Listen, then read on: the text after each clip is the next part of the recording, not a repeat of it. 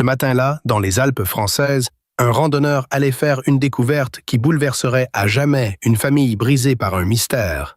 5 années après sa disparition inexpliquée, une femme réapparaît sans mémoire, portant les cicatrices d'un passé qu'elle ne peut se rappeler. Parfois, la vérité est plus troublante que tous les mensonges qu'on s'est racontés pour survivre. Si vous êtes prêts pour cette histoire de mystère, de manipulation et de révélation qui défient l'entendement, dites-nous dans les commentaires d'où vous regardez cette vidéo. Marc Durand, 34 ans, était agenouillé dans son jardin de Chambéry quand il vit sa fille de 8 ans, Léa, courir vers lui avec son téléphone à la main, le visage pâle et les yeux écarquillés. « Papa, il y a une dame au téléphone. Elle dit qu'elle est maman. » Les mots frappèrent Marc comme un coup de massue. Il lâcha sa bêche, ses mains tremblant tandis qu'il prenait le téléphone. « Allô? Marc ?» La voix était faible, incertaine, mais indéniablement familière. « C'est Sophie. Je ne sais pas où je suis. Je ne me souviens de rien. Aide-moi, s'il te plaît. » Sophie, sa femme, celle qui avait disparu par une froide matinée de janvier, il y a exactement 5 ans, en laissant derrière elle seulement sa voiture abandonnée près du lac du Bourget et des questions sans réponse. Celle que la police avait présumée morte après des mois de recherches infructueuses. Celle pour laquelle Marc avait organisé des funérailles sans corps. Celle qu'il pleurait encore chaque nuit en secret. « Sophie, où es-tu » Sa voix était à peine un murmure. « Je suis dans un hôpital, à Grenoble, je crois. Les médecins disent que j'ai été trouvé dans les montagnes par des randonneurs. Marc, je ne me souviens de rien, ni de ma disparition, ni de ces 5 dernières années. Je me souviens de toi, de Léa, quand elle était petite, mais tout le reste, » sa voix se brisa. C'est comme si ma vie s'était arrêtée il y a 5 ans. Marc sentit le monde tourner autour de lui. Comment était-ce possible? Où avait-elle été pendant tout ce temps? « J'arrive, » dit-il, sa voix retrouvant sa fermeté. « Ne bouge pas, j'arrive. » Il raccrocha et regarda Léa, qui l'observait avec une expression qu'aucun enfant de 8 ans ne devrait avoir. Un mélange d'espoir et de peur qui lui brisait le cœur. Comment expliquer à une fillette que sa mère, sa mère, qu'elle croyait morte, était peut-être vivante? « C'était vraiment maman ?» demanda Léa d'une petite voix. Marc s'agenouilla à sa hauteur, prenant ses petites mains dans les siennes. « Je ne sais pas encore, ma chérie, mais nous allons le découvrir ensemble, d'accord ?» Le trajet jusqu'à Grenoble ne dura qu'1 heure, mais ce fut la plus longue heure de la vie de Marc. 1000 questions se bousculaient dans sa tête. Où Sophie avait-elle été? Pourquoi réapparaissait-elle maintenant? Et surtout, comment allait-il expliquer à Léa que pendant ces 5 années, papa avait essayé de refaire sa vie avec quelqu'un d'autre? À l'hôpital de Grenoble, Marc et Léa furent accueillis par le Dr Moreau, une femme d'une 50aine d'années au regard compassionnel. « Monsieur Durand, votre épouse est dans un état stable, mais elle souffre d'amnésie rétrograde sévère. Elle se souvient de sa vie jusqu'en 2019, mais les 5 dernières années sont complètement effacées. »« Comment est-ce que c'est possible ?» demanda Marc. « Où était-elle pendant tout ce temps? Nous l'ignorons. Son état physique suggère qu'elle a vécu dans des conditions difficiles. Elle a plusieurs cicatrices récentes, des signes de malnutrition ancienne, et psychologiquement, elle semble avoir subi un traumatisme important. » Le docteur Moreau les conduisit vers la chambre 304. « Préparez-vous, elle n'est plus exactement la personne que vous avez connue. » Quand Marc poussa la porte et vit Sophie assise dans le lit d'hôpital, son cœur s'arrêta. C'était bien elle, mais transformée. Ses cheveux châtains avaient des mèches grises prématurées. Son visage portait des rides qui n'existaient pas avant. Et ses yeux avaient perdu cette étincelle joyeuse qu'il avait aimée. Elle leva la tête et son visage s'illumina faiblement. « Marc? Oui, c'est moi. » Il s'approcha lentement, comme s'il craignait qu'elle ne disparaisse à nouveau. Et voici Léa. Elle a grandi. Sophie regarda la petite fille qui se cachait derrière son père et des larmes coulèrent sur ses joues. « Ma petite Léa, tu es si grande maintenant. Je me souviens de toi quand tu avais 3 ans, avec tes couettes et ton doudou lapin. » Léa fit un pas prudent vers le lit. « Maman, c'est vraiment toi? »« Oui, ma chérie, maman est revenue. » Mais même dans ce moment de retrouvailles, Marc sentait que quelque chose clochait. La façon dont Sophie évitait son regard, la rigidité de ses mouvements et surtout cette peur qui semblait l'habiter en permanence. « Sophie, dit-il doucement, peux-tu nous dire la dernière chose dont tu te souviens ?» Elle ferma les yeux, se concentrant. « J'étais en route pour faire les courses. C'était un mardi matin en janvier. Il faisait très froid. Je me souviens d'avoir démarré la voiture, puis... plus rien. Le noir total jusqu'à me réveiller ici avec ces randonneurs penchés sur moi. » Mark échangea un regard avec le docteur Moreau. C'était exactement le jour de sa disparition. 5 ans s'étaient volatilisés de sa mémoire. Les premiers jours qui suivirent le retour de Sophie à la maison furent un étrange mélange de joie et de tension. Léa était aux anges de retrouver sa mère, mais Mark se débattait avec un dilemme moral qu'il n'avait jamais imaginé affronter. Comment dire à Sophie qu'il avait refait sa vie avec Amélie, sa collègue de travail, et qu'ils vivaient ensemble depuis 2 ans? Comment expliquer que Léa appelait désormais Amélie belle-maman et qu'elles avaient tissé des liens profonds? Sophie remarqua immédiatement les changements dans la maison. « Qui a redécoré le salon ?» demanda-t-elle en examinant les nouveaux meubles, les photos différentes sur les étagères. Mark hésita. « J'ai fait quelques changements au fil des années. » « Et cette photo ?» Sophie pointait un cadre où Mark, Léa et Amélie souriaient lors d'un pique-nique l'été dernier. Le silence de Mark fut éloquent. Sophie comprit immédiatement. « Tu as quelqu'un d'autre ?» Ce n'était pas une question, mais une constatation résignée. « Sophie, Mark ne savait pas comment commencer. « Tu étais présumée morte. Cela fait 5 ans. Léa avait besoin d'une figure maternelle, et moi... »« Tu as eu raison. » l'interrompit Sophie, mais sa voix tremblait. « Je ne peux pas vous en vouloir d'avoir continué à vivre. » Ce soir-là, quand Amélie rentra du travail, la confrontation fut déchirante. Elle s'arrêta net en voyant Sophie assise à la table de la cuisine, et Mark vit son monde s'effondrer en temps réel. « Amélie, je te présente Sophie, » dit Mark maladroitement. « Mon épouse. » Amélie pâlit, puis regarda Mark avec une expression de trahison totale. « Tu m'avais dit qu'elle était morte. » Nous pensions tous qu'elle l'était. Sophie se leva difficilement. « Je suis désolée. Je ne voulais pas détruire votre famille. Peut-être devrais-je partir. »« Non. » Léa apparut soudainement dans l'encadrement de la porte, les larmes aux yeux. « Maman, ne repars pas, s'il vous plaît. » La fillette courut vers Sophie et s'accrocha à elle désespérément. Mark vit Amélie fermer les yeux de douleur. Pendant 2 ans, elle avait été la mère de Léa, et maintenant, elle devenait soudainement l'intruse. Cette nuit-là, Amélie fit ses bagages en silence. « Je t'aime, » murmura Mark, tandis qu'elle pliait ses affaires.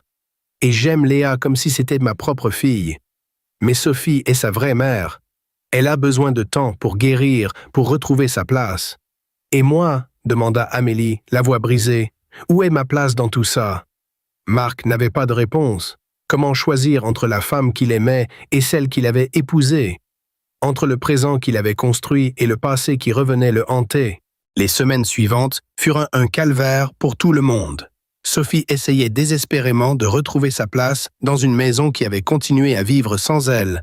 Mais chaque détail lui rappelait qu'elle était devenue une étrangère dans sa propre vie. Léa, partagée entre sa joie de retrouver sa mère et sa peine de perdre Amélie, faisait des cauchemars et mouillait à nouveau son lit. Mark, rongé par la culpabilité, essayait de maintenir un équilibre impossible. C'est alors que l'inspecteur Lemaire de la gendarmerie de Chambéry se présenta à leur porte. « Monsieur Durand, nous devons reprendre l'enquête sur la disparition de votre épouse. Son retour soulève de nombreuses questions. » « Quelles questions ?» demanda Mark, bien qu'il redoutât la réponse. « Votre femme prétend ne rien se rappeler des 5 dernières années. Mais nos investigations préliminaires révèlent des incohérences troublantes. Par exemple, nous avons retrouvé des traces de son passage dans une pension de famille à Annecy il y a seulement 3 mois. Le propriétaire se souvient très bien d'elle. » Le sang de Mark se glaça. « Que voulez-vous dire ? » ?»« Je veux dire que votre épouse n'était peut-être pas aussi perdue qu'elle le prétend. Nous avons aussi découvert qu'elle avait ouvert un compte en banque sous un faux nom à Lyon en 2021. Il y a eu des mouvements d'argent réguliers jusqu'à très récemment. »« C'est impossible, » protesta Mark. « Sophie ne ferait jamais une chose pareille. »« Monsieur Durand, votre femme a touché l'assurance vie que vous aviez souscrite à son nom après sa déclaration de décès présumé. 50 000 € versés sur ce compte secret en 2022. Marc sentit le sol se dérober sous ses pieds. L'assurance vie, il avait complètement oublié. Après 7 ans de disparition, la compagnie avait finalement accepté de verser la somme qu'il avait utilisée pour les études de Léa et pour refaire sa vie avec Amélie. Mais si Sophie avait touché cet argent, « Je vais avoir besoin d'interroger votre épouse », continua l'inspecteur, « et je dois vous informer que des charges pourraient être retenues contre elle. Fraude à l'assurance, abandon de famille, faux et usage de faux. » Cette nuit-là, Marc confronta Sophie. « Dis-moi la vérité, où étais-tu ces 5 dernières années ?» Sophie resta longtemps silencieuse, fixant ses mains.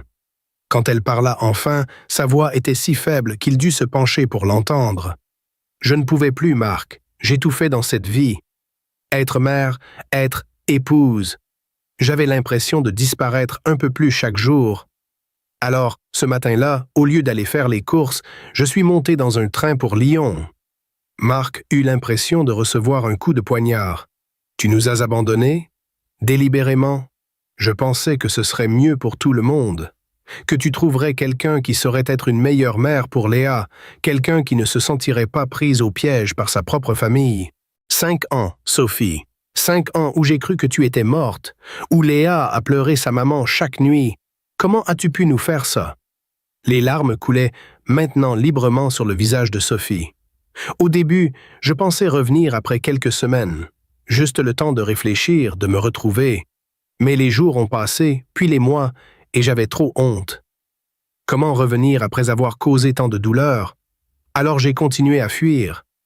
Et l'assurance vie, tu as volé l'argent de ta propre mort? J'avais besoin de survivre.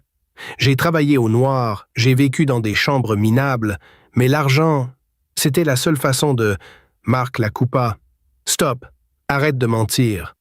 L'inspecteur m'a montré les relevés bancaires. Tu as vécu confortablement. Tu t'es payé des vacances, tu as loué de beaux appartements. Tu as vécu ta meilleure vie pendant que ta fille grandissait en croyant sa mère morte. » Le masque de Sophie tomba enfin. « Oui, j'ai vécu ma vie. Pour la première fois depuis des années. J'étais libre. Je pouvais faire ce que je voulais, quand je voulais, sans avoir à m'occuper des besoins de tout le monde avant les miens. Alors pourquoi être revenu?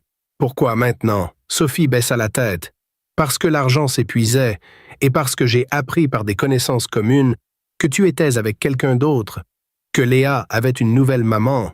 Ça m'a rendue folle de jalousie. » Marc la regarda avec dégoût. « Tu es revenu par jalousie? Pas par amour, pas par remords, mais par jalousie? Je suis revenu parce que cette famille m'appartient, parce que Léa est ma fille, parce que tu es mon mari. » Sa voix monta dans l'hystérie. « Cette Amélie n'avait pas le droit de prendre ma place.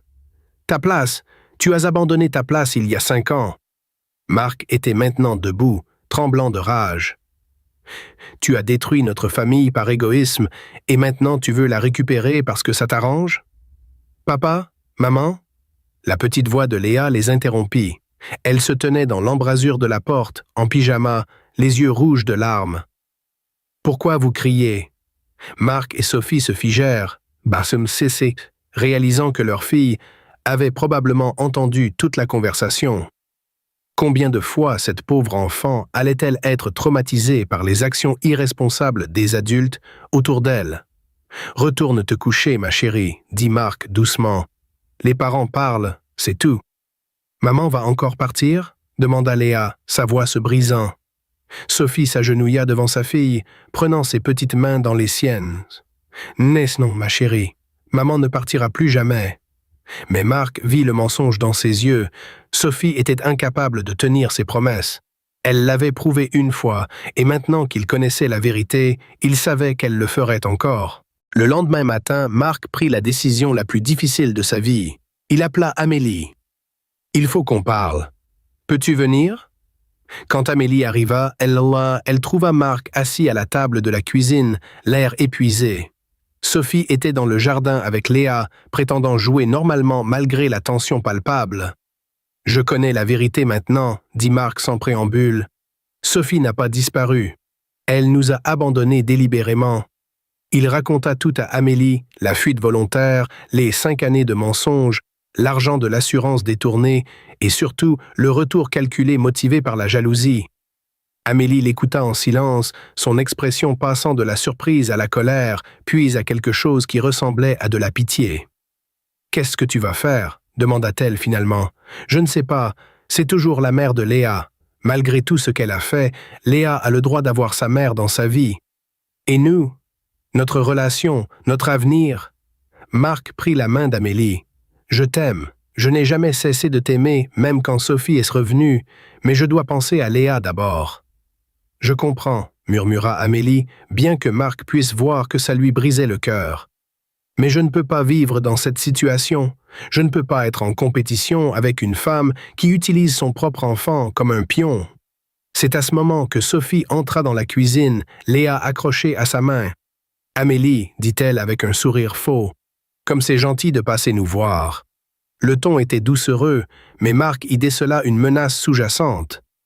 « En fait, » continua Sophie, « j'aimerais te parler en privé. » Amélie regarda Marc qui hocha la tête.